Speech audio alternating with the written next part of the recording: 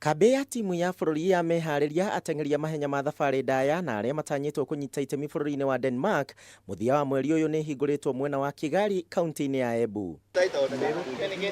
Njorua maita merĩ ya thĩ mahenya ma thabarĩ ndaya Joyfrey Kamwororo hamwe na Amos Kirui nĩo matongoretie mwena wa arũme, gũkũ mwena wa nyarĩrĩ mehariria maya matongoretio nĩ njorua ya mita 5,000 Helen Obiri, Beatrice Chepkoech gatagatĩ ka Nyararigi. Going in our preparation in Kigali, all is well. Actually, like the whole team, I can say it, they are really ready and are really focusing to do well in Denmark. My first cross country ever outside the country, international. So nilikuwa nimeonelea ni vizuri sababu tukiona World Championships iko September.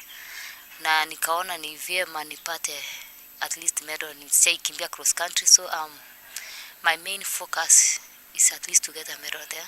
So sababu hiyo ndio nimemiss, na for now I'm only focusing kupata only medal there. President wa AK Jackson Tuwei augĩte anyiti itemi othe nĩ marerutanĩria gũtigĩrĩra gũtigakorwo na icanjama cia ateng'eri kũnyitikana na ũhũthĩri wa ndawa cia kũrirũkia icoka rĩrĩa cikoretwo cikĩrehera bũrũri wa Kenya gĩconoko. So it's going to be tough, but everybody knows what Kenya is made of. So bwana Kamwororo na nyinyi wengine wote, because you are the defending champion, but you lead the team.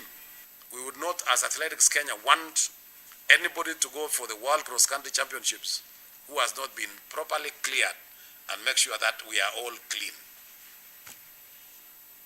So we are going to present a clean team, and that is the team that you belong, that is yourselves. Tuwei ningĩ nĩ anyitĩte ũgeni CS mwerũ wa mathako gũkũ bũrũri-inĩ Ambassador Amina Mohamed, akiuga atĩ nĩ eharĩirie wega kũrutithania wĩra nake thĩinĩ wa Athletics Kenya. We want to welcome her as the Cabinet Secretary for Sports.